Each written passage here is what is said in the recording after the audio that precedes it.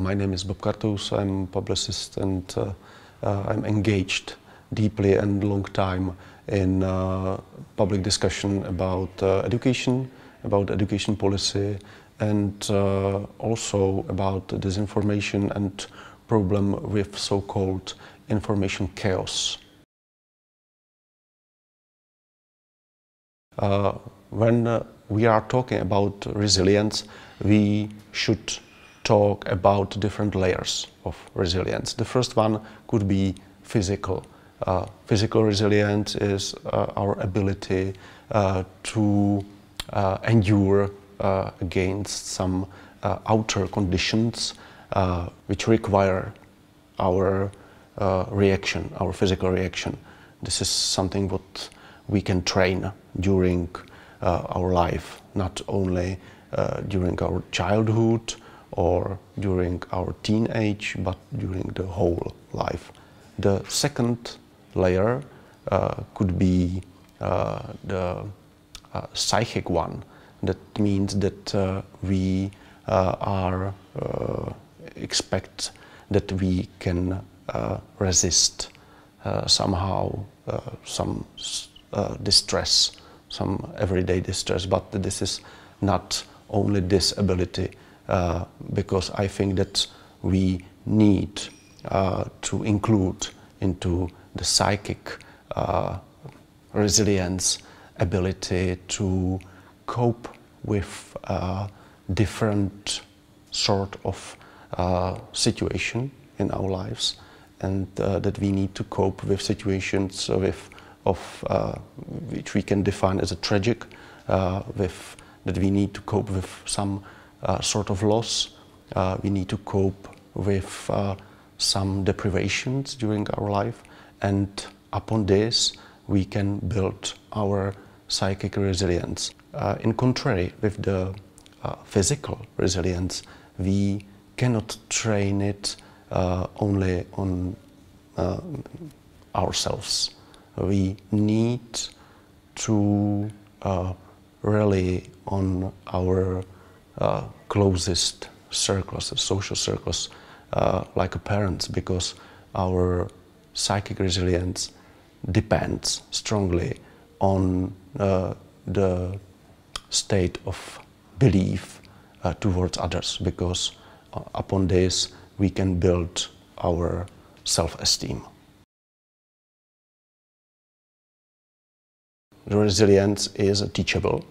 We can train it, but as I said previously, that is much more possible to train physical resilience than the psychic one, because the psychic resilience depends on our development during first months and years of our life.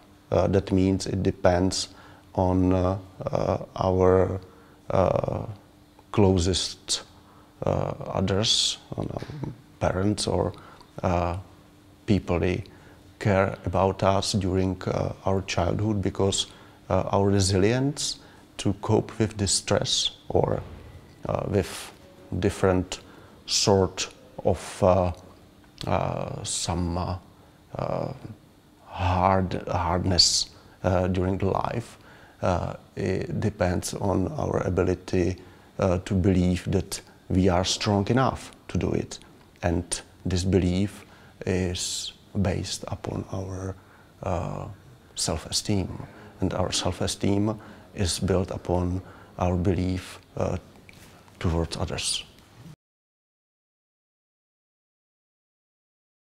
Manipulation is kind of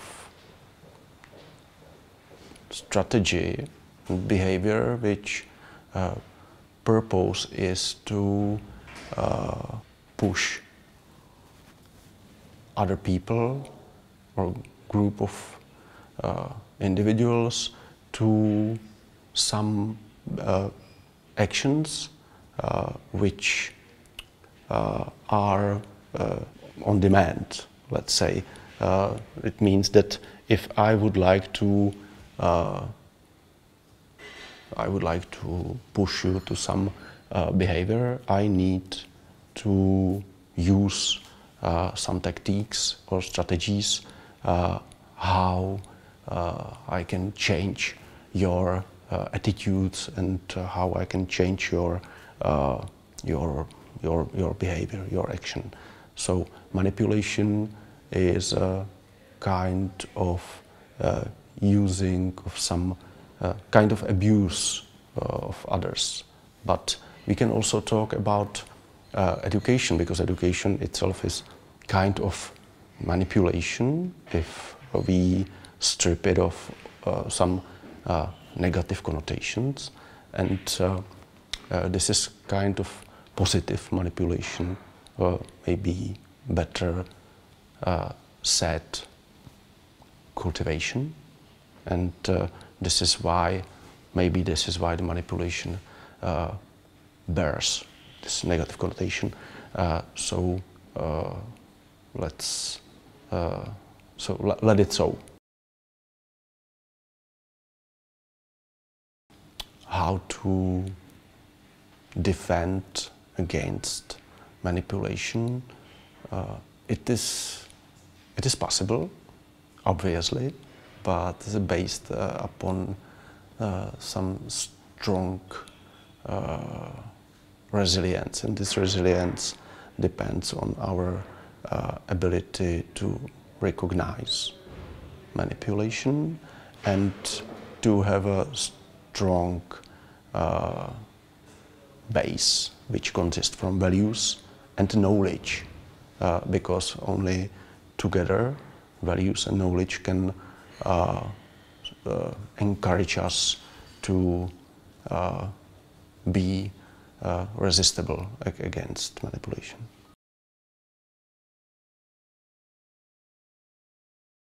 This is strictly legit to ask if there are we and